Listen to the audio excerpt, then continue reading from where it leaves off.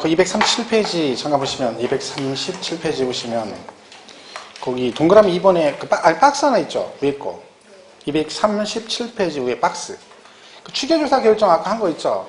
그 양도가액 적용 순서 매감기 취득가액 적용 순서 매감한기라고 되어 있죠. 그거 보시면 됩니다. 그렇죠?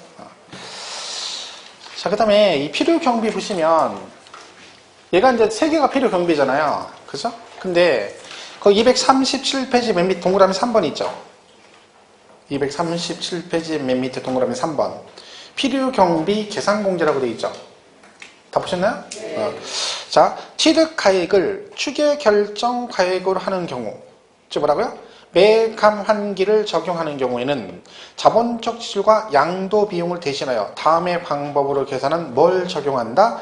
필요경비 계산공제액으로 양도차익을 계산한다. 자, 이 무슨 얘기냐면 보세요. 얘가 지금 취득가액이 실거래가를 하게 되면 얘도 실거래가, 얘도 실거래가를 하면 되죠. 실제 들어간 비용으로. 근데 얘를 뭐 했대요? 이 취득가액을 추계조사 결정 경정을 했다는 얘기죠. 그럼 얘가 실거래가 확인이 안 되기 때문에 이걸로 갔다는 얘기잖아요. 매감한기로. 아까 추계조사 그죠? 그러면 얘네들은 요거 대신 뭘 한다? 자본적 지출과 양도비 대신 뭘 적용한다고요? 필요경비 계산공제. 이걸 한다는 얘기예요. 이게 무슨 얘기냐면 말 그대로죠. 필요경비를 대략적으로 산출해서 임의적으로 공제 주겠다는 얘기죠. 그러니까 이건 입증이 돼야 되는데 얘를 갖다 뭐 한다고요? 실거래가 인정한 추계조사 결정하게 되면 이걸 적용 안 하는데 이거를 실거래가면 안 되기 때문에 이걸로 가겠다는 거죠. 요거는 공제를 얘들이 임의적으로 정해서 공제율을 그 박스에 정해져 있어요. 238페이지 가면 거기 뭐 3% 1% 쭉 돼 있죠. 7% 그죠? 이게 필요경비 계산 공제액이에요. 그러니까 이걸 뭐 할 때는 얘를 뭐 할 때 추계조사 결정하게 되면 뭐 한다고요? 자본적 지출과 양도비 대신 뭘 적용한다? 필요경비 계산공제를 적용한다. 까지만 일단 알고 계세요. 그 뭐 공제를 미리 외우지 마시고. 그죠? 그러니까 만약에 시험 문제에 취득가액을 추계조사 결정하는 경우에 필요경비 계산공제를 적용한다. 그럼 맞았다. 이렇게만 할 수 있으면 되는 거죠. 공제율까지는 외울 필요 없습니다. 자, 그래서 거기까지 보시면 돼요. 경비는 보시면 됩니다. 자, 기준시가액은 넘어가시고 나중에 보시면 되고. 자, 241페이지 5번에 가면 양도차익 계산 특례라고 되어 있죠. 그 첫 번째 뭐라고 하나요? 고가주택에 대한 양도차익 계산 이렇게 되어 있죠? 한번 보겠습니다. 고가주택. 여러분 고가주택이 뭐냐? 고가주택은 뭘 주택이에요? 고가주택이에요? 비싼 주택이죠. 비싼 주택. 그죠? 말 그대로 비싼 주택. 근데 이 비싸다는 게 얼마다? 실거래가로 얼마? 9억 원을 초과했을 때. 실거래가로 9억 초과죠. 왜? 양도가액은 실제 양도한 금액이 얼마? 무조건 9억만 넘어가면 걔를 뭐라 그래요? 고가주택 그래요. 그러니까 뭐 다른 건 상관없는 거죠. 뭐 면적, 위치 이런 건 상관없이 10평짜리 아파트인데 10억에 팔았대. 그럼 뭐예요? 고가주택입니다. 자, 그러면 이 고가주택인데 만약 여러분이 집이 하나야. 1세대 1주택 2년 부였어요. 그럼 뭘 받아요? 비과세. 근데 얘가 10억에 양도했어요. 그럼 무슨 주택이에요? 고가주택. 이는 양도세 비과세가 될까 안 될까요? 비과세. 양도세 비과세가 된다 안 된다?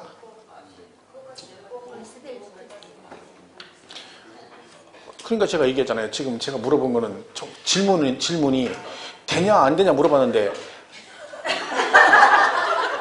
뭐 이상한 얘기 자꾸 하면 되냐 안 되냐 물어봤잖아요. 그럼 되냐 안 되냐니까 답은 되냐 안 되냐 중에 OX 중에 골라야지. 자기가 문제를 또 해서 밑에다가 해설을 달면 안 되고 일단 OX로 골라야죠. OX로. 고가주택은 비과세가 원칙적으로 된다 안 된다? 안 되는 거죠. 된다 그러면요. 이걸 고가주택이란 말을 만들 필요가 없죠. 왜? 아니, 자, 네가 양도했어. 자, 9억 넘어가면 너는 고가주택이야. 그런데 고가주택도 뭘 받아? 비과세가 돼. 그럴 필요가 뭐 있습니까? 그럼 뭐라고 하면 돼? 그냥 얘기 없이 주택은 뭐 1세대 1주택은 2년 이상 보양보다 그냥 비과세. 그럼 끝나는 거지. 자, 이 기준이 있다는 얘기는 원칙적으로 고가주택은 비과세가 안 된다는 뜻입니다. 그래서 항상 우리 양도세 보면은 1세대 1주택 2년 이상 보유할 때 1세대 1주택 해놓고 가로치고 고가주택은 제외란 말이 꼭 따라 나옵니다. 왜 그래요? 원칙적으로 고가주택은 비과세가 된다 안 된다? 안 된다 그런 얘기죠. 근데 문제가 있는 거죠. 기준을 잡다 보면 얘는 9억에 팔고 A는 9억에 팔고 B는 9억 10원에 팔았어요. 이런 문제가 있다 있잖아요. 이렇게 팔면 얘는 고가주택 아니니까 비과세 받죠? 얘는요? 고가주택이잖아요. 왜? 10억 넘어갔잖아. 9억 초과됐죠. 그럼 얘는 비과세가 안 되는 거잖아. 그러면 말 그대로 10원 차이로 얘는 세금을 하나도 안 내고 얘는 세금을 다 내야 되는 거죠. 이건 누가 봐도 이 B 입장에서 불합리하죠. 왜? 내가 집이 2개도 아니고 딸랑 하나인데, 그죠? 그것도 금액이 이만큼 넘어갔다고 세금을 다 내는 건 억울하죠. 그래서 어떻게 한다? 얘하고 형평성을 맞추기 위해서 얼마까지는 9억까지는 뭐랬죠? 비과세를 해주겠다는 뜻입니다. 그래서 고가주택은 원칙은 비과세가 안 되지만 형평성 차원에서 얼마까지? 9억까지는 비과세 주고 초과되는 부분만큼은 뭐 하겠다? 과세를 하겠다 그런 뜻입니다. 그러다 보니 이 고가주택은 저 양도차익 계산 방식이 좀 다르다는 거죠. 일반 주택하고. 그죠? 그 얘기입니다. 자, 내가 10억에 양도했다. 그럼 얘는 무조건 무슨 주택이에요? 고가주택입니다. 자, 그러면 필요 경비가 6억이다 치면 양도차익 얼마 나와요? 4억이죠. 4억. 자, 근데 이게 양도차익 맞죠? 양도차익입니다. 근데 얘가 지금 무슨 주택이에요? 고가주택이잖아요. 그럼 이 세금을 10억을 다 내는 게 아니라겠죠. 아까 얼마까지는 비과세 준다고요? 9억까지는. 그러니까 요 4억을 다 세금을 내지 말고 어떻게 하라는 거예요? 네가 지금 얼마에 팔았다? 10억에 팔았죠. 그죠? 그러면 10억 팔은 금액 중에서 얼마? 9억에 해당하는 비율만큼 뭐 해주겠다? 비과세를 해주겠다는 얘기죠. 세금은 얼마만 내라는 거예요? 10분의 1만 내라는 거지. 그럼 요 4억 중에 10분의 9는 뭘 해주고 비과세 해주고 세금 내는 건 10분의 1만 세금을 내라는 얘기죠. 그죠? 그럼 얼마가 돼요? 4천만 원이 됩니다. 4천만 원. 자, 이 4천만 원을 뭐라 그래요? 고가주택의 얘가 뭐예요? 양도차익인 거죠. 그럼 결론적으로 얘는 얼마를 비과세 받는 거예요? 3억 6천은 비과세 받는 거죠. 그죠? 그리고 세금 얼마만 내? 4천만 원만 세금 낸다는 얘기죠. 만 20억에 팔았다. 그러면 20억 중에 얼마? 9억까지는 비과세 항상.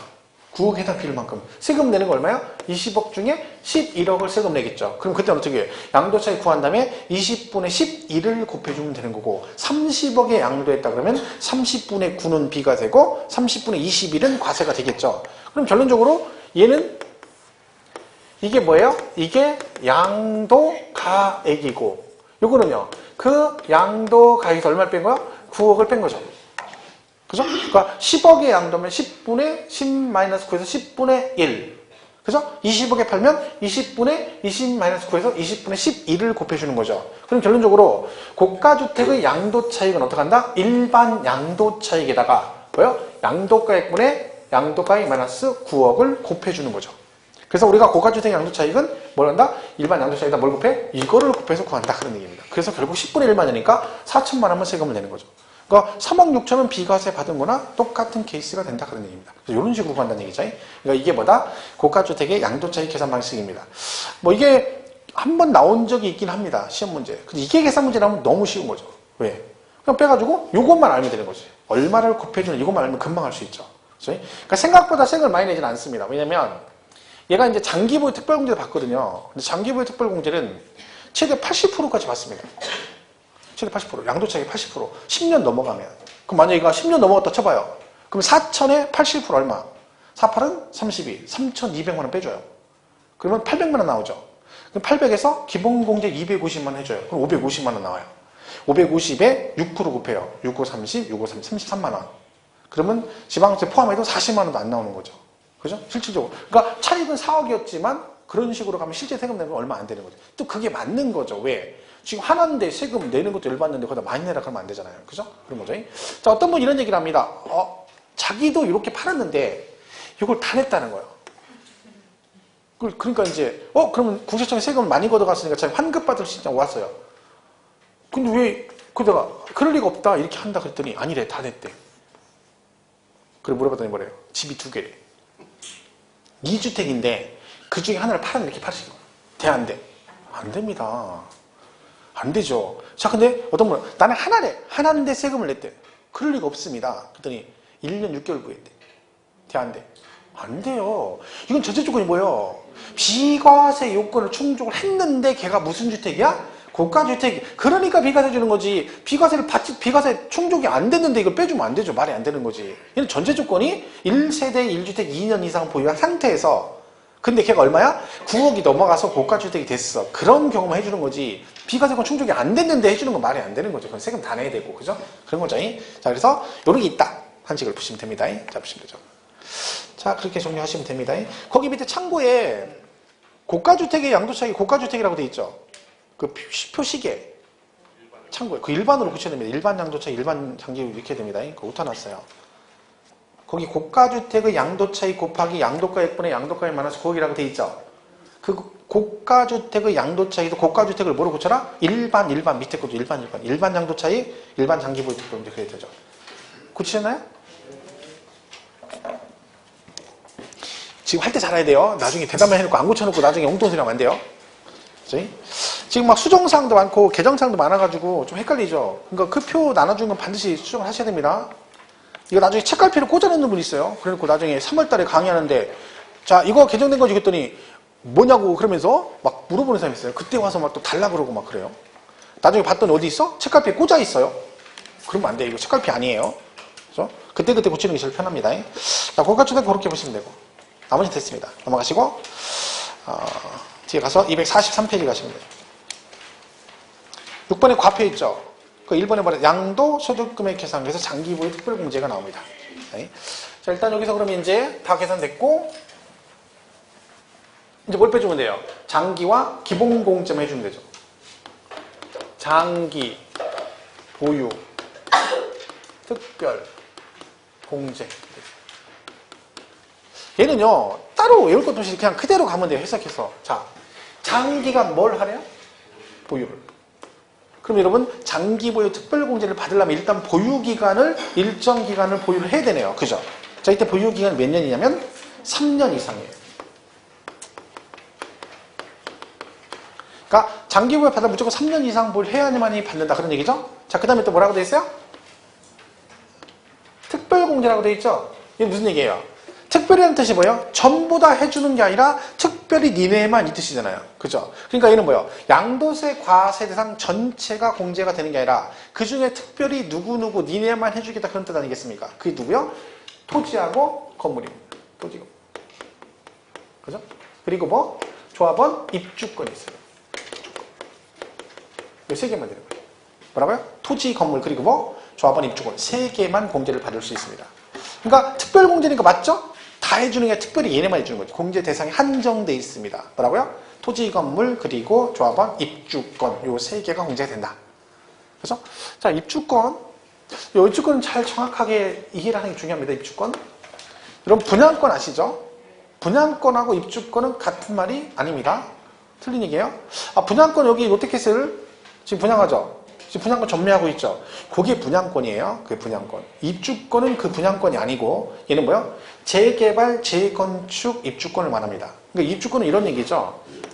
이것도 개념을 정확히 이해하면 이렇게 집 있어. 갑건데 얘가 뭐가 들어간다고요? 재개발이나 재건축이 만약에 들어간다. 그죠? 자 그러면 공법 배우셨죠? 재개발, 재건축하게 되면 반드시 무엇을 설립해야 된다 했어요? 조합. 조합을 설립. 참 공법은 잘해요. 깜짝깜짝 놀래가 됐어요. 민법에 나오는 거 뭘 물어보면 막 대답을 동시에. 그냥 공부를 열심히 하는 거죠. 열심히. 그죠? 상속을 받으면, 그죠? 등기를 안에 소유권 취득하는데 처분하려면 뭘 해야 된다? 상속받으면 처분하려면 등기를 본인 앞에 해야 된다. 그런 거 물어보면 귀신같이 알아요. 세법은 아주 쉬운 거 물어봐도 눈만 껌뻑껌뻑 뜨고 있는 거예요. 눈 껌뻑 뜨고 쳐다보면 걔는 눈만 껌뻑. 그래서 참 조합죠, 조합. 자, 조합 결성했어요. 그럼 얘는 뭐가 돼요? 이 재건축에 동일하게 되면 얘는 뭐가 돼? 조합원이 되겠죠. 조합원이. 그죠? 자, 그러면 사업을 시행합니다. 그럼 여러분, 이 사업 시행할 때 재개발, 재건축 하려면 공사를 이게 무조건 재개발, 재건축이 되는 게 아니죠. 철거를 하려면 뭘 받아야 돼? 막 절차가 나오죠? 경축 막 나오잖아. 경축. 막 아파트 재건축하려면 겁나 복잡합니다. 프랜카드가 엄청 붙어요. 처음에 뭐 추진위원회 결성했대. 경축. 승인 났대. 경축. 조합 결성했대. 경축. 막 이래요. 막 근데 그 백날 붙을 수는 없어요. 추진위원회 아시죠? 추진위원회. 그게 뭐예요? 재건축 아파트 조합 추진을 하면 재건축 조합을 추진위원회 만들죠. 그 추진위원회 몇 명 이상 해야 돼? 5인 이상이라 했죠. 5인 이상. 왜 5명 이상이라 했어요? 왜 5명 이상이야? 추진위원회. 추진위원 피켓을 들고 다니려면 5명은 있어야 되는 거야. 추진위원회.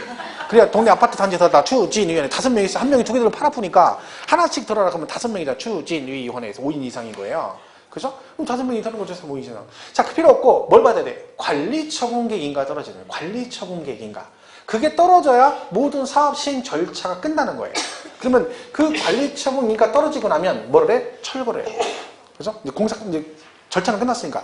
철거를 하게 되면 집이 철거하면 없어지죠. 그러면 갑은 그 재건축 조합원인 거죠. 그 조합원에게 조합은 뭘 준다? 나중에 얘가 완공되면 여기에 다시 입주할 수 있는 권리를 준다. 그게 뭐예요? 그게 입주권입니다. 그러니까 얘는 완공될 때까지는 뭐예요? 입주권 상태로 있는 거죠. 그러니까 우리가 말하는 입주권은 뭐예요? 재개발, 재건축, 조합원 입주권을 말한다. 이런 뜻입니다. 자, 그럼 이 얘기는 얘를 팔았을 때 장기부여 특별공개 해준다. 이런 뜻이죠? 자, 그러면 장기는 보유기간이 되게 중요하잖아요. 그죠? 왜? 보유기간에 따라 틀리니까. 그럼 공제를 볼 때, 자, 얘를 취득했어요. 취득하고, 이렇게 해서 인가 떨어질 때까지 5년을 보유했고, 그리고 다시 얘가 입주권을 바뀌어서 요거 팔 때까지 얘가 1년을 보유했어요. 그죠? 자, 그리고 이걸 팔았어요. 자, 그러면 얘는 장기보유 특별공제는 보유기간이 중요하다 했죠? 자, 얘는 몇 년 보유한 거다? 입주권은 1년이면 장기보유 얘는 못 받네? 몇 년 이상이 돼? 3년 이상. 자, 얘는 몇 년? 6년? 5년입니다. 5년. 5년을 받을 수 있어요, 5년. 그죠? 여기까지 받아. 자, 얘는요, 입주권 상태로 1년 보유했죠. 그죠? 그리고 여기는 입주권이 아니죠. 요때는 철거되기 전까지 뭐 했어? 부동산, 주택이었잖아요. 그죠? 부동산이었고, 그리고 철거되고 입주권 바뀌고 1년을 보유했어요. 그러면 보통 5년, 6년 그런데 5년 여기까지만 해줍니다. 왜냐면 보세요. 원래 입주권은 장기 보유를 안 해줘요. 왜? 장기 보유는 부동산만 해줘요. 부동산만. 그럼 입주권은 부동산이 아니에요. 부동산 아니죠. 이는 뭐예요? 부동산을 취득할 수 있는 권리잖아요. 원래는 안 됐었어요. 몇 년 전에 개정되면서 하기 시작한 거죠. 원래는 안 됐어. 근데 이제 이런 거죠. 만약에 제가 요 케이스에 해당된다고 해보세요. 그랬더니 이걸 팔라고 했더니 입주권은 장기가 안 된대. 그래서 왜 안 해주냐 했더니 세무서에서 뭐라 그래요? 장기는 부동산만 됩니다 라고 얘기하는 거예요. 그럼 제가 뭐라 그래요? 그래? 알았어. 부동산을 해준다는 얘기지? 잘 봐봐. 자, 내가 입주권 지금 팔았지? 근데 입주권이, 자, 이게 갑 거예요? 그죠? 이거 누구 거예요? 갑 거죠. 그럼 이 갑이 이 집을 팔고 이걸 산 거 아니죠? 그잖아요. 소유권 변동 없죠? 단지 뭐가, 얘가 철거되면서 뭘로 바뀐 거예요? 입주권으로 바뀐 것 뿐이죠. 그러면 이런 거죠. 내가 여기는 요 1년은 입주권으로 바뀌었으니까 부동산 아니니까 안 해주는 거 이해가는데, 그럼 네 말대로라면 언제까지는? 여기까지 해줘야지. 왜? 내가 이때는 뭘 갖고 있었어? 부동산이었잖아. 만약에 제가 여기서 재개발, 재건축을 안 하고 이 상태에서 팔았으면 나는 뭘 받을 수 있어요? 장기보유 특별 받았겠지, 5년 동안. 왜? 부동산이니까. 그러니까 논리가 맞는 거잖아요. 여기는 안 해주는 거 맞지만 대신 내가 뭐 철거되기 전까지는 부동산을 보유했었으니까 이 부동산의 보유 기간만큼은 뭘 해줘야 돼? 장기보유 특별공제 해주는 게 맞는 거지. 그래서 여기까지 하는 거야. 그러니까 우리가 조합원 입주권의 경우에 장기보유 특별공제 보유기간 계산은 어떻게 한다? 그 부동산의 취득일로부터 언제까지? 입주권 양도일까지가 아니라 관리처분계획 인가일까지가 뭐다? 보유기간이 되는 겁니다. 무슨 말인지 이해 가시죠? 여기까지만 해주는 거예요. 그렇죠? 그래서 이걸 조심해야 됩니다. 어디까지만? 관리처분계획. 왜? 부동산이었을 때만 해준다. 팔긴 여기를 팔지만 여기까지만 해준다. 그런 얘기죠. 그러면 이 논리대로면 얘를 팔면, 입주권 팔면 양도세 비과세를 받을 수 있을까 없을까요? 입주권을 팔았을 때 얘도 비과세 될 수 있다 없다? 있습니다. 있어요. 자, 근데 입주권은, 자, 비과세는 1세대 1주택 2년 이상 보유했을 때 받을 수 있죠. 자, 입주권은 주택이에요, 아니에요? 아니잖아. 얘는 주권 주택이 아니잖아. 얘는 비과세 해준대. 그럼 얘도 뭘 충족해야 돼? 비과세권 충족을 했을 때 받을 수 있죠. 언제? 그럼 얘가 비과세 받으려면 언제 비과세권 충족을 해야 되나요? 여기까지. 여기. 그죠? 철거되기 전까지. 그러니까 여러분이 만약에 아파트를 갖고 있는데 본인 아파트가 재건축이 들어가. 그죠? 근데 나는 그 하나 있고 1세대 1주택 2년 이상 보유한 상태예요. 그럼 그 상태에서 팔면 뭘 받아? 비과세를 받아야 되는 거죠. 근데 걔가 뭐가 됐어? 재건축이 들어가서 뭘로 바뀌었어? 입주권으로 바뀌었어. 그럼 나는 만약에 재건축 안 들어갔으면 팔았으면 뭘 받아?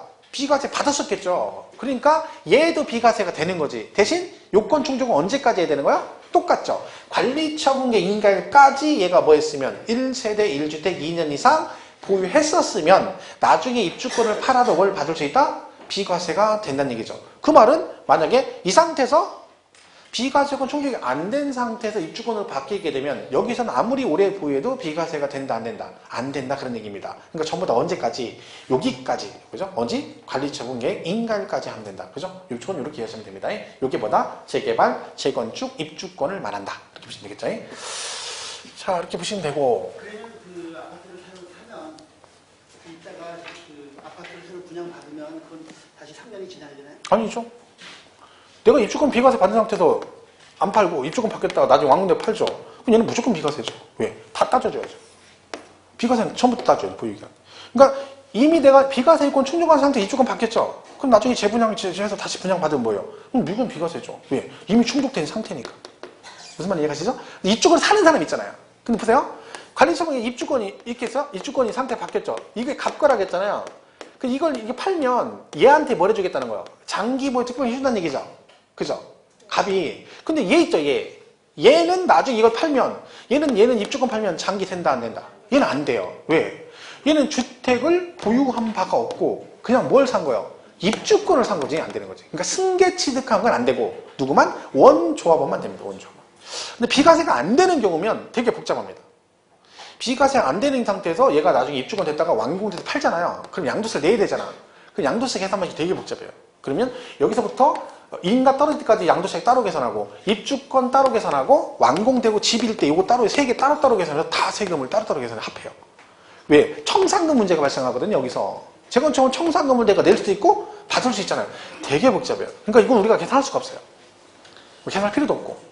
이거 세무사도 다 계산하는 건 아니고 세무사도 이거만 하는 애들은 계산 잘하는데 그렇지 않은 애들은 못합니다. 뭐 걔들 다 하는 건 아니잖아요. 세무사도 공부하니까 하는 거지 뭐 처음부터 하는 게 어디 있어요. 그러니까 세무사 어떤 사람은 양도세에 빠삭한 사람이 있고 어떤 상속세, 증여세에 빠삭한 사람이 있어요. 그죠? 그러니까 상속, 증여세만 잘하는 사람한테 양도세 복잡한 거 물어보면 잘 몰라요. 그래도 왜? 안 하던 건 잘 모르지. 뭐 걔들 100% 다 하는 건 아니니까. 그죠? 그러니까 이런 거는 그런 게 있다. 그죠? 그래서 입주권 이렇게 보시면 됩니다. 자, 근데 이건 안 되는 게 있어요? 안 되는 거 언제? 미등일 안 돼. 그죠? 미등일 안 된다. 그죠? 아무래도 등기를 안 하면 무조건 미등일은 무조건 뭐예요? 세금 포탈 의도를 가졌으니까 모든 공제, 비과세 모든 건 다 안 되는 거지. 그죠? 근데 뭐는 된다고요? 비사업용 토지는 받을 수 있다는 거 기억하셔야 돼요. 올해 개정된 거니까 반드시 기억을 해야 됩니다. 시험에 나왔다. 그럼 틀리면 절대 안 되는 거예요. 비사업용 토지도 뭐가 된다? 장기보유 특별공제 받을 수 있다. 대신 보유기간은 언제부터 따진다? 2016년 1월 1일부터 따진다는 거 기억하시면 됩니다. 그죠? 이게 뭐냐? 이게 장기보유 특별공제. 자, 그럼 공제를 얼마 해주느냐? 공제율이 나옵니다. 공제율. 네. 자, 일반적인 경우는 3년부터 판다 했죠? 1년에 3%씩 해줘요. 그래서 3, 3은 10. 3, 4, 12, 3, 5, 10에서 10년 넘어가면 30%까지 받을 수 있습니다. 자, 이렇게 돼 있어요. 자, 3, 3은 10. 저 말했죠? 이거 딱 하면 이때부터 3, 3은 10이라고. 누가 3, 3은 9 그러면 안 돼요. 10. 깔끔하게 10%부터 해줘. 10%부터. 3, 4, 12, 3, 5, 15에서 10년 넘어가면 30%. 자, 그러면 토지를 10년 보유한 사람과 건물을 20년 보유한 사람의 장기보유 특별공제율은 같을까요? 틀릴까요? 10년 보유한 사람과 20년 사람 같아 틀려? 똑같아요. 10년 넘어가면 무조건 30%예요. 왜냐면 무제한을 해주면 안 되죠. 그럼 30년이면 90%고 33년이 99%. 그럼 뭐 결국 비과세하고 똑같죠. 그럼 국가는 남는 게 없죠. 그러니까 10년 넘어가면 다 똑같이 갑니다. 자, 근데 여기 이제 얘기가 나와요. 1세대 1주택. 자, 장기보유 특별공제는요, 우리가 이렇게 나와요. 거주자, 비거주자 다 공제받을 수 있다. 여러분, 거주자가 뭐라겠어요? 우리 세법의 거주자가. 우리나라에 주소가 있거나 183일 이상 거소를 둔 자, 비거주는 그게 아닌 자. 그랬죠? 그러면 장기는 거주자건 비거주자건 다 공제를 해주겠다는 뜻입니다. 자, 근데 1세대 1주택자는요. 자, 보세요. 1세대 1주택자인데 뭘 해준대? 장기 보유를 해준대.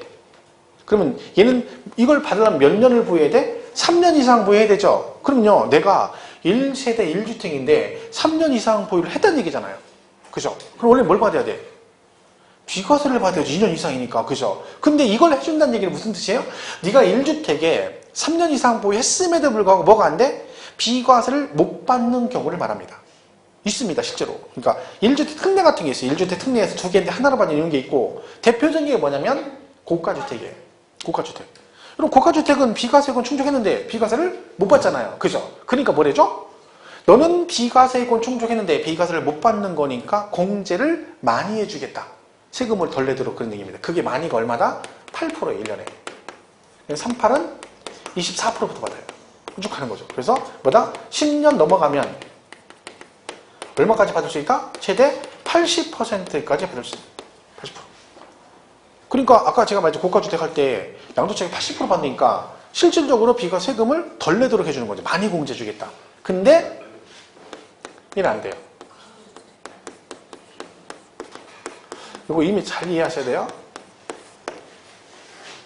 이거 잘못 이해하면 이런 거죠. 아니, 비거주 해준다며. 그 얘기 또 안 해준다며. 이러니까 나중에는 뭐가 맞는 거 이런 건 둘 다 맞는 얘기예요. 이건 뭔 뜻이에요? 자, 비거주자는 장기보유 특별공제를 적용하지 않는다. OX. 비거주자는 장기보유 특별공제를 적용하지 않는다. 그러면 땡. 틀립니다. 왜? 된다고 했잖아요. 그 얘는 뭔 얘기야? 이거를 안 준다는 거죠. 그러니까 얘가 비거주자인데 장기는 받을 수 있는 얘가 뭐에 해당돼? 1세대 1주택자에 해당. 즉 고가주택을 팔았다. 근데 걔가 뭐요? 비거주자다. 그러면 8% 공제를 안 해주겠다는 얘기죠. 그러면 걔는 뭐라는 거예요? 비거주자는 고가주택을 양도해도 공제를 뭘 해준다? 일반 공제를 간다는 얘기예요. 무조건. 왜요? 비거주자한테까지 공제를 많이 해줄 필요가 없잖아요. 그죠? 걔네한테 공제 많이 주면 세금을 덜 낸다는 얘기잖아. 그런 혜택을 줄 필요가 없다는 거지. 그래서 이렇게까지 안 해준다. 이게 그 뜻이에요? 이 뜻이 뭐라고요? 1세대 1주택 8% 공제할 때는 비거주자는 여기에 해당이 되더라도 이 8% 공제 안 해주고 뭘로 간다? 일반 공제인 3%로 간다는 얘기지. 그럼 결론적으로 비거주자는 무조건 몇 프로 공제를 적용하는 거야? 3% 공제를 해주는 거지. 장기가 안 되는 게 아니라. 그죠? 무슨 말인지 이해가시죠? 잘못 이해하면 또 나중에 얘랑 엉켜가지고 문제는 별거 아니. 이런 거 틀리는 거, 이런 거. 이렇게 외운 거야. 근데 갑자기 뭐라고 나와요? 1세대 1주택 요거의 경우는 뭐다? 비거주자는 장기보유 특별 적용하니까 이거 8% 공제 안 한다 그랬더니 한다긴 틀렸는데 이러면 안 된다는 거야. 해줘. 근데 요 케이스는 안 해준다는 거지. 이렇게 많이 공제할 필요가 없다. 결론은 비거주자는 무조건 일반 공제로 간다라고 이해하시면 됩니다. 자, 그럼 이거 외웠습니다. 자, 그러면 여기 30%, 80%. 어떤 금액의 30%? 그걸 알아야죠. 이건 또 외우면 안 돼. 틀려요. 양도 차익. 이걸 잘 기억하세요. 이거 엄청 많이 틀려요. 생각보다 또. 나중에 보면 3년 나오잖아요. 그러면 3, 3은 10 맞았다는 거 앞에 뭐라고 돼 있는데 양도가액의 10% 그랬는데 맞았다고 그런다니까. 3, 3은 10. 틀렸어요. 왜? 차익. 가액하고 차익 완전 다르죠. 그리고 순서를 잘 보세요. 양도 차익에서 뭘 빼? 장기보유 특별공제 빼죠. 그럼 그 차익에 그냥 그 금액의 10%, 그 금액의 30% 그냥 빼주는 거 밑에다가. 가액이 아니라. 그죠? 이거 되게 많이 틀려요. 지금 맞추고 뭐든지 그래요. 배울 때는 다 맞출 것 같아요. 막상 시험에 나오면 안 틀려요. 또 엉뚱한 보는 거지 뭐. 또 3, 3은 10. 이거 3, 3은 10이라. 오, 맞았다는 거예요. 아, 간만에 아는 거 나왔다. 뿌듯해가지고. 간만에 아는 거 나오면 틀리죠? 뿌듯해가지고. 그죠? 그러면 안 돼요. 차익. 그러니까 제가 물어보죠. 자, 일반 주택 부동산 등을 3년을 보유했어. 장기 보유 얼마를 받을 수 있다? 3년 보유하면? 예? 지금 대놓고 물어보는데 대답 안 하네요? 3년 보유하면 얼마요? 그러니까 틀린다니까. 뭐라고요? 3년 보유하면 뭐라고? 몇 프로? 그렇죠. 그렇게 얘기하셔야 되는 거예요. 양도 차익의 10% 그랬다니까. 내가 몇 번 얘기했어. 습관을 잘 들여야 된다니까, 여러분. 그러니까 본인은 또 10% 그러니까 여러분 생각 무슨 생각이냐면 이거는 당연한 거니까 안다라고 생각하는 거야. 이건 당연히 알고 숫자가 3, 3, 10이니까 10% 그 나중에 뭐라 그래. 당연히 양도차익이 10%지 라고 생각하는 거야, 본인은. 근데 시험 문제 나오잖아요. 안 보인다니까, 얘는. 가액이라고 나오면 이 틀린다니까요. 근데 얘 보고 맞았다고 고른다니까. 3, 3은 10. 그게 되게 무서운 거예요. 문제를 그래 틀리는 거예요, 여러분. 그게 별거 아니에요. 그러니까 습관을 잘 들여야 된다니까. 뭐라고요? 10% 그러면 안 돼. 양도차익의 10% 그랬네. 양도차익의 10%. 제가 재산 셀 때 뭐라 그랬어요? 그 10일 안에 신고한다 할 때 10일 안에 신고 10일 외우면 안 되고 과세 기준일로부터 10일 안에 과세 기준일로부터 10일 안에 그래야 거기 문제에서 사유 발생일로부터 10일 안에 하면 걔가 보이는 거라니까. 그죠? 그러니까 이런 것도 10%만 외우지 말고 뭐라고요? 양도차익의 10% 된다니까. 그래야 이게 문제는 안 틀립니다. 자, 보시면 돼요. 자, 그럼 여기서 이제 공제주가 나면 이제 마지막에 해주면 돼요. 기본공제죠. 기본공제. 그럼 기본은이 뭐냐? 기본은 뭐라 그랬어요? 차별하지 않는다. 누구나 그런 얘기죠. 제가 말했죠. 누구나 29,800원 가면 가져가면 뭐한다 해서 마라란주 2개, 맥주 2병에 마라란주 하나. 이게 기본이에요. 29,800원 가면. 그죠? 차별 없어. 그 들어가려고 했더니 뭐라 그래요? 여기는 연식이 오래돼서도 못 들어간대. 그럼 차별하는 거죠. 그럼 안 되지. 그럼 차별이잖아. 그죠? 왜? 그럼 처음부터 뭐라 그래야 돼? 일정 연식 초과되신 분은 입장 불가라고 써 있어야 돼. 그런 거 없이 그냥 29,800원이면 누구나라고 써 있어. 차별 없는 거죠. 쟤처럼 그러니까 뭘 안 따져? 보유기간 따진다 안 따진다? 안 따져. 연식 안 따진다는 얘기죠. 그리고 기본공제니까 공제 대상이 얘처럼 특별공제는 대상을 가리죠. 얘는 뭐요? 안 가리고 누구나 다 해주겠다 그런 얘기죠. 그래서 얘는 양도세 과세 대상 전부가 뭐요? 공제 대상입니다. 단 아무리 그래도 안 되는 게 됐죠. 자, 29,800원 가지고 가도 입장을 못하는 애가 있어. 아무리 그래도 누구? 미성년자는 안 돼. 등기 안 된 애들은 안 되는 거지. 그죠? 미등기는 안 됩니다. 당연히 미등기는 안 됩니다. 자, 그러면 장기와 기본공제를 동시에 받을 수 없는 경우마다 미등기입니다. 우리가 나중에 미등기 배워요. 미등기 양도시는 장기와 기본공제를 적용하지 않는다라고 나오는 거죠. 그죠? 자, 그러면 얘는 보세요. 묻지도 않고 따지지도 않고 무조건 해준다는 얘기죠. 나이는 생명도 아니고 왜 막 해줘? 그죠? 나이는 생명은 막 해주죠. 묻지도 않고 따지고 왜 그래요? 돈이 얼마? 안 되니까 하는 거예요. 그죠? 나이는 생명보험 사망보험이지. 사망보험금 얼마 줘요? 500만 원. 500만 원. 그죠? 그러니까 아무리 많이 해도 얼마밖에 안 해줘? 500밖에 안 줘요. 500밖에. 그것도 2년 안에 돌아가시면 들어간 것만 줘요. 2년 지나고 돌아가시 500 주는 거야. 그러니까 걔는 무조건 해주는 거죠. 그죠? 자, 그러니까 얘는 공제 금액이 크다, 작다? 클 것 같아, 작을 것 같아? 작죠. 여러분, 금액을 막 1억씩 공제해주는, 1억을 공제해주는데 묻지도 않고 따지고 무조건 해. 이런 게 어디 있습니까? 돈이랑 풍시당이 얼마 안 되니까 무조건 해주는 거야. 그것도 이게 골 때리는 게 소득별 공제. 소득별로 각각 연 250만 원 이렇게 있어요. 꼴랑 250 해주는 거 1년에. 근데 그것도 뭐라고요? 소득별이라고 돼 있죠. 자, 이게 뭐냐? 도, 건, 부, 기, 주식 등 이렇게다가 양도세 우리 과세 날 때 두 개 그룹은 난다 했죠? 그게 이렇게 묶고 이렇게 묶고. 그러니까 요거 해서 1년에 얼마? 250. 얘 따로 1년에 250 이 얘기예요. 그러니까 이거 다 해봤자 1년에 500만 원 해주는 거 500만 원. 그러니까 이거 무슨 얘기예요? 자, 1월에 땅 팔았어요. 250 받아요? 그죠? 자, 2월 달에 건물 팔았어요. 공제 된다, 안 된다? 안 돼, 안 돼. 왜? 요 각각 250이 아니라 이 4개 다 합해서 그것도 1년에 250. 얘가 250 다 받았어, 1년치를. 그 해에는 더 이상 안 돼요. 3월 달에 주식 팔면 250 공제 받을 수 있습니다. 왜? 따로니까. 하지만 그 해 주식 다시 팔면 공제를 못 받아요. 무슨 말 이해가시죠? 그러니까 딸랑 이거 해주니까 그러니까 무조건 해주는 거지. 공제 금액이 250. 그러니까 1년 해봤자 얼마 받아? 500 받는 거 500.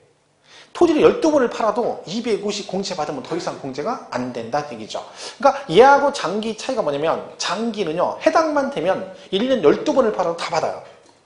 왜? 자산별 공제를 해주기 때문에. 근데 기본 공제는 뭐다? 소득별 공제. 그래서 묶어서 간다는 얘기죠. 그것도 얼마? 1년에 250. 그죠? 이 차이입니다. 요게 그 차이점 보시면 되죠. 공부할 때는 이걸 두 개를 같이 하는 게 좋아요. 동시에. 왜?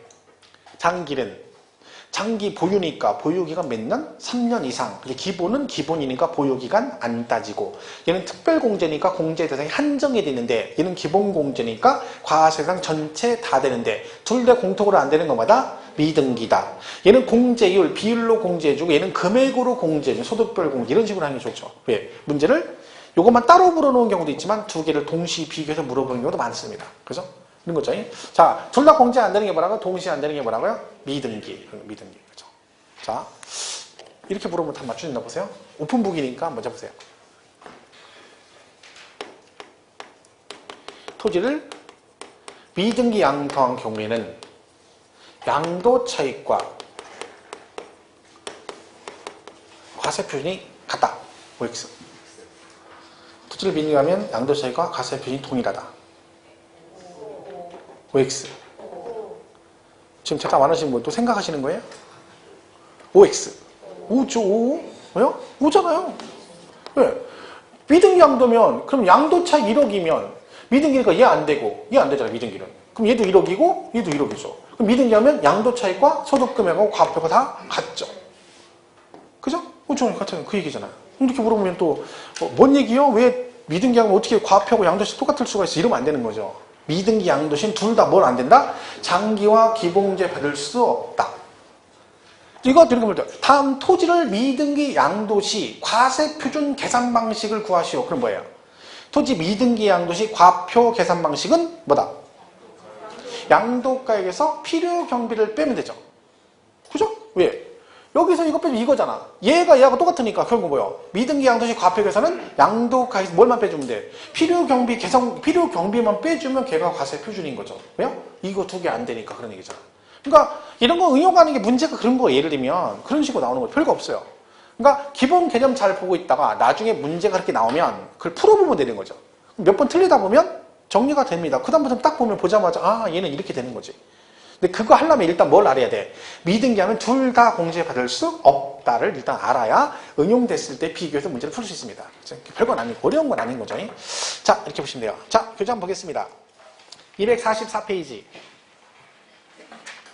244페이지 맨 위에 장기부여 특별공제 있죠? 가로 안에 뭐라고 돼 있어요? 거주자, 비거주자 모두 적용한다. 둘 다 받을 수 있다. 그죠? 자, 2번 공제 대상 보세요. 공제 대상. 장기부여 특별공제 대상은 몇 년 이상 부여하고 3년 이상 부여하고 양도는 토지와 건물 및 조합원 입주권이라고 돼 있죠? 근데 가로 안에 조합원 입주권 뭐라고 돼 있어요? 조합원으로부터 취득하는 것은 제외. 뭔 뜻이에요? 승계 취득은 안 받는다. 안 된다. 원 조합원만 된다. 그 뜻이죠? 자, 이렇게 보시면 되고, 그 창고에다 5번에, 그 1, 2, 3, 4, 5번에 하나 적으라고 돼 있죠? 그거, 이 장기는, 미삼용 토지 장기는 언제부터 따진다? 2016년 1월 1일부터 그 얘기니까 나중에, 교시 보고, 프린트 보시고 보시면 되고. 3번에, 장기부여 특별공제 배제 대상, 1번 지워야 되죠? 비삼용 토지. 삭제를 하겠죠? 장기부여 특별공제 배제 대상은 누구만 2번에 미등기만 공제가 안 되고 비삼용 토지는 받을 수 있다. 그러니까 동그라미 1번 지우라겠죠? 자, 4번 장기부여 특별공제 계산. 자, 1번 일반적인 경우. 장기부여 특별공제액은 양도차익의 표 1번의 보유기간별 공제를 뭐에 대해서? 양도차익이라고 되어 있죠. 근데 가로 안에 뭐라고 되어 있어요? 조합원 입주권의 경우는 관리처분계획 인가전 토지분 또는 건물분의 양도차익을 말한다. 왜냐면 아까 제가 입주권은 언제까지만 관리처분계획 인가일까지만 해준다 했죠. 그럼 양도차익도 뭐 해야 돼요? 그 취득일로부터 인가일까지 발생한 양도차익에 대해서만 공제를 해주겠죠. 보유기간도 거기까지 가니까. 그러니까 입주권 나오면 다 뭐라고 이해하시면 돼? 모든 기준이 어디까지? 관리처분인가 이거 기억하시면 됩니다. 자, 오른쪽 박스에 공제율이 나와 있습니다. 근데 그 동그라미 2번, 오른쪽 박스 동그라미 2번 보면 1세대 1주택인 경우는 8% 공제 받죠? 근데 가로 안에 뭐라고 돼 있어요? 비거주자의 경우는 제외 그랬죠. 그러니까 이게 뭔 얘기인지 이해하시죠? 비거주자는 여기 해당이 되더라도 8% 공제 안 하고 뭘로 간다? 일반 공제로 간다. 그 개념만 이해하시면 됩니다. 자, 이렇게 보시면 됩니다. 그렇죠? 거기서 뭐 1주택 해당되는 게 나와 있는데 밑에 박스 그거 외울 거 없습니다. 그냥 고가주택 해당된다 이렇게만 이해하시면 되죠. 자, 넘어가면 기본공제 얘기 나옵니다. 뼈 밑에 5번 지금 놔두시고 5번은 지금 안 하겠습니다. 2번 과표 계산이라고 되어 있죠? 자, 오른쪽 247페이지 1번에 양도소득 기본공제라는 게 되어 있습니다. 자, 양도소득 기본공제는 보유기간의 장단 여부에 관계없이 얘는 보유기간 관계 있다 없다? 없이 양도소득인은 거주자, 비거주자에 대해서 일정액을 공제. 얘도 거주자, 비거주자 다 됩니다. 누구도? 기본공제도. 그러니까 장기와 기본 둘 다 거주자건 비거주자건 다 받을 수 있다. 그죠? 2번 양도 기본공제 적용 대상이 공제 그랬죠? 다음에 소득별이라고 돼 있죠? 소득별로 당해년도 양도소득 금액에서 각각 연 250만원을 공제한다. 단 미등기는 공제하지 않는다. 그 소득별이 뭐예요? 동그라미 1번, 2번 그 얘기죠. 그죠? 토지, 건물, 부동산을 기타 자산 그리고 2번 주식 등 이게 뭐다? 소득별 공제다. 그죠? 보시면 됩니다. 일단 뭐 가볍게 그렇게 보시면 됩니다. 일단 거기까지만. 그죠? 뒷장 넘어가면 248페이지 참고에 비교표가 있죠. 그죠? 그거 참고로 2개 나중에 공부하시면 됩니다. 거기 박스에 248 비삼용 토지에 공제 불가능이라고 돼 있죠. 그 불자를 지우면 되죠. 공제 가능. 그죠? 그지? 공제 가능. 자, 이렇게 보시고 그 248페이지 밑에 확인학습에 문제 보면 동그라미 1번에 가로 안에 있죠. 동그라미 1번 가로 안에 미등기 양도자산 및 비삼용토지 대여라고 돼 있죠. 자, 비삼용 토지 그 지워야 되죠. 248페이지 확인학습 문제 동그라미 1번에 가로 안에 삐끗하고 멍 때리고 있으면 금방 어디 갔는지 몰라요. 나중에 못 지워요. 지금 할 때 지우는 게 좋아요. 하는 건 왜? 나중에 혼자 유학 보관하면 짜증나요. 그것도 스트레스 받으니까 지운 건 얼른 같이 지우면 되죠. 보시면 됩니다. 249페이지는 지금 안 합니다. 요거 제일 어려워요. 양도세 중에서. 나중에 양도세 계산특례 이거 할 건데 이게 시험에도 은근 잘 나오는데 장난 아닙니다. 이게 좀 어렵죠. 계산 문제 한번 나오는데 역대 계산 문제 중에 제일 어려운 게 그 중에 하나가 이랬어요. 그죠? 제가 볼 때는 넘버 2, 넘버 1에 랭킹 안에 들어가는 거죠. 나중에 근데 하긴 해요. 왜? 이 시험에 나오거든요. 그죠? 지금 하면 머리 쉬나요? 지금 하면 듣다가 나 일찍 갈래, 집에 갈래. 그럼 그죠? 다음 주에 안 나오는 수가 있어요. 승질 나가지고. 그죠? 자, 그럼 넘어가시고. 자, 이렇게 하면 이제 끝난 거죠? 이 과표 계산까지. 그죠? 여기다 뭘 곱하면 돼? 세율 곱하면 끝나는 겁니다. 세율은 간단합니다. 그 뭐 특별하게 따로 세율만 문제를 내진 않거든요. 따로 내진 않아요. 그러니까 간단하게 볼게요. 254페이지. 세율. 얘는 보유기간에 따라 세율이 틀리죠. 그죠? 보유기간에 따라 세율이 틀립니다. 그죠? 그리고 또 그럼 1번에 토지, 건물, 부동산에 관한 권리 기타 제한 돼 있고, 그다음 비삼용취 나와 있고 쭉 나와 있죠. 그죠? 세율은. 일단 보유기간에 틀리다. 자, 보유기간. 박스 보세요. 254페이지. 미등기 몇 프로? 70%. 미등기는 걸리면 죽는 거예요. 세율이 70%예요. 그죠? 그 다음에 나머지 1년 미만 보유하면 50%, 1년 이상 미만, 2년 미만이면 40%, 2년 이상이면 6에서 38%인데 그 1년 미만, 1년 이상에서 보면 주택 및 조합원 입주권 나오죠. 그죠? 그러니까 주택하고 조합원 입주권 조심해야 됩니다. 걔네는 뭐다? 보유기간이 1년 미만이면 50%가 아니라 얼마? 40%로 가고 1년 이상이면 무조건 6에서 38%입니다. 그러니까 주택하고 입주권은 양도세 혜택을 주는 거죠. 왜? 세금 부담이 적잖아요. 자, 우리가 취득세 할 때 기억나시나요? 가불이 주택을 매매를 하게 되면 얘는 양도세 내고 얘는 원래 취득세를 내는데 이 경기가 안 좋아서 부동산 경기가 안 좋아서 경기를 활성화시키기 위해서 뭐 한다? 양쪽의 세율을 조정해줬죠. 그래서 우리 취득세 배울 때 뭐라 했어요? 주택을 유상거래로 취득하면 6억 이하는 1%, 6억 초과 9억 이하 2%, 9억 초과는 3%만 내고 원래는 몇 프로인데? 4%인데 얘도 양도세도 마찬가지예요. 주택도 뭐다? 원래 1년 미만이면 50인데 니네는 40. 1년만 넘어가면 무조건 뭐? 6에서 38% 누진세율. 그건 주택하고 입주권 좀 다른 거죠. 그것만 좀 조심하면 됩니다. 그 밑에 칸 맨 마지막 칸에 박스만 기타 자산 나오죠. 만약에 세율이 언급이 되면 기타 자산은 조심을 해야 됩니다. 왜요? 걔는 등기 여부, 보유기간과 관계없이 무조건 뭘로 간다? 6에서 38%입니다. 그러니까 기타 자산은 이제 골프 연권 같은 게 대표적이에요. 그럼 걔는 6일 부여하건 60일 부여하건 6개월 부여, 6년을 부여하건 다 뭘로 간다? 6에서 38%. 요건 좀 조심을 해줘야 됩니다. 그죠? 이렇게 보시면 되죠. 자, 그 다음에 오른쪽에 주식 나오죠? 주식 및 출자 지분은 볼 거 없어요. 얘는 뭐 세율, 주식은 우리가 신경 쓸 게 없는 거죠. 근데, 비삼용 토지는 할증합니다. 비삼용 토지 올해부터 할증이에요. 그러니까 뭐요? 만약에 6에서 38% 누진세를 적용하잖아요. 2년 이상 부여하면. 근데 비삼용 토지 여기다 뭐야? 10%를 가산합니다. 뭐라고요? 10% 할증이에요. 그럼 뭘로 간다는 거예요? 16에서 48%. 올해부터 적용하는 거죠. 그러니까 만약에 여러분 비삼용지를 팔았어. 그죠? 그럼 밑에 거 있잖아요. 255페이지 그 박스 확인학습 바로 위에 초과 누진세율이 있죠. 그죠? 그게 지금 6에서 38%짜리잖아요. 원래 이걸 적용하죠. 근데 비삼용 토지 같은 경우 올해 팔면 2년 이상 뭐 이걸로 안 가고 뭘로 간다? 여기다가 10%에서 얼마? 16에서 48%로 가요. 그럼 예를 들면 1200만 원 이하면 세율이 얼마라고 돼 있어요? 6%라고 돼 있죠. 그럼 만약에 1000만 원이면 비삼용 토지 아니면 6%하면 얼마? 60만 원이잖아요. 근데 얘가 비삼용 토지면 여기다가 16%로 간다. 그럼 160만 원. 이렇게 한다는 얘기죠.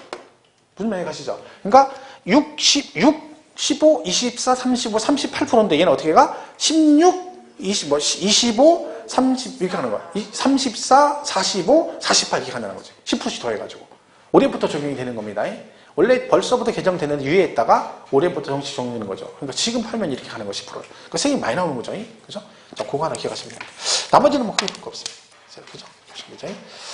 자, 세율 부분 일단 간단하게 기억해 보겠습니다. 나중에 거기 뭐 보유기간 계산하는 거 중요한 게 나오긴 하는데 이거 3월 달에 좀 여러분 기본 잡히면 그죠? 기초가 좀 잡히면 3, 4월 강의는 시험에 나올 만한 것들은 안 빼놓고 다 갑니다. 3, 4월 강의는. 근데 지금은 또 일부 몇 개 빼는 게 있습니다. 왜? 지금 거기까지 하면 1월 달에 처음 들으시면 또 힘들 수 있기 때문에 그런 거니까. 3, 4월 강의 때는 전부 다 시험에 관계된 건 다 한다라고 보시면 되죠. 그리고 5, 6월 달에 이제 한 것도 하고 한 것도 하고 이제 반복하는 거. 그죠? 그렇게 보시면 되죠. 그죠? 여기까지 보겠습니다. 자, 여기까지 하고요. 다음 주에 257페이지 믿음 양도 있죠? 여기부터 가겠습니다. 자, 프린트 오늘 나눠준 거 있죠? 이거 간단하게 풀고 마치겠습니다.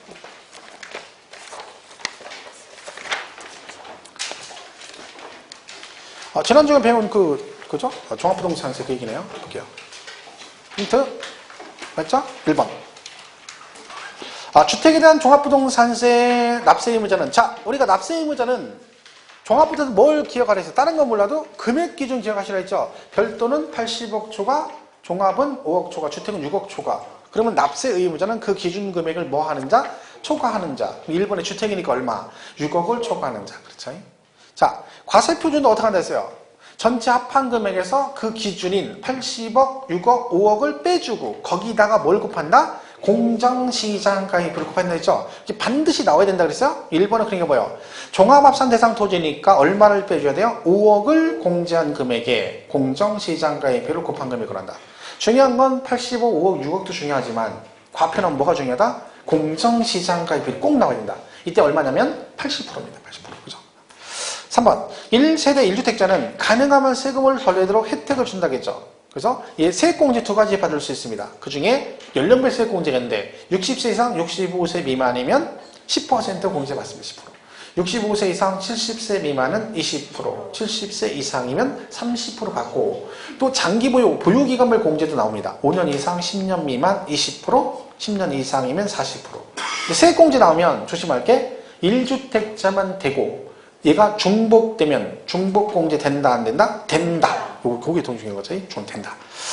4번 주택에 대한 종합부동산 과표 계산 시, 자, 주택의 경우에 1세대 1주택 단독명의자 해당되면 과표 계산 추가 공제 받는다겠죠? 얼마? 3억 원을 추가 공제 받을 수 있죠. 누구만요? 1세대 1주택 단독명의자만. 그러니까 결론적으로 여러분 종부세 내시려면 얼마가 초과가 된다? 주택은 단독명의자는 9억이 초과가 돼야 되는 거. 왜? 6억 빼주고 추가로 3억 공제 또 해준다는 거죠. 누구만? 1주택자만. 그러니까 4번에 얼마? 3억을 추가 공제 받을 수 있다. 5번 물납에 충당할 수 있는 자산은 종부세는 뭘로 한다 했어요? 부동산이죠. 국내 소재 부동산. 부동산이죠. 부동산에 한다. 그죠? 근데 뭐? 국내 소재. 재산세는 관할구역, 시군구. 얘는 국세니까 국내 소재 부동산. 6번 종부세 납부할 세액이 얼마 초과하면 분납할 수 있다 했죠? 자, 얼마 초과? 500만 원 초과하면 분납 가능합니다. 기간은 2개월이죠. 국세니까 2개월. 재산세는 45일. 얘는 2개월. 국세는 2개월. 7번 당해는 납세 의무자 부과된 주택분 종부세가 전에도 세부담 사항 아니네요. 자, 세부담은 전부 다 얼마? 100분의 150. 주택 예외 없다 했죠? 무조건 100분의 150이다. 8번 개인의 경우 종합부동산 납세지는, 자, 종부세는 개인 종부세 납세지, 국세니까 어디? 주소지 관할 세무서죠. 국세는 사람 중심이라 했죠? 그러니까 어디? 주소지 관할 세무서. 주소지 관할 세무서. 9번 종부세 물납 가능하죠? 얼마? 물납 기준금 다 똑같아요. 얼마? 1,000만 원 초과입니다. 다 똑같이 1,000만 원 초과. 10번 종부세는 부가세가 납부세 20%에 되는 농어촌 특별세가 농어촌. 가라고 이렇게 줄게. 글자가 들어갈 데가 없네. 다이어트 좀 해. 다이어트 들어가셔야 돼. 농어촌 특별세 20%. 11번 관할세 의무자 납부할 종부세액을 결정하여 당연. 자, 종부세는 부가징수죠. 납부기한은 언제예요? 12월 1일부터 15일. 1일부터 15일. 16일 아니에요? 연초, 연말이니까 1일부터 15일. 10번 지상권, 전세권은 등기 여부에 관계없이 과세 대상이지만, 이거 양도세액이네요. 그죠? 뭐는 등기된 경우에 하나요? 과세 대상이 된다. 뭐라 했어요? 부동산 임차권. 그죠? 이거 등기 여기 나오면 무조건 뭐예요? 부동산 임차권 얘기하는 거죠. 부동산 임차권은 뭐만 된다? 등기된 것만 된다. 왜? 채권이기 때문에 그렇게 했죠. 영어권 나오면 뭐가 나와야 돼요? 사업용 고정자산과 함께. 사업용 고정자산. 이게 빠지면 안 된다 했죠. 함께가 꼭 들어가야 된다. 이렇게 보시면 되죠. 자, 여기까지 하고 다음 주에 마무리 짓도록 하겠습니다. 연주에서 굉장히 힘드실 텐데 적응 잘 하시고요. 다음 주에 뵙겠습니다. 고맙습니다. 고맙습니다.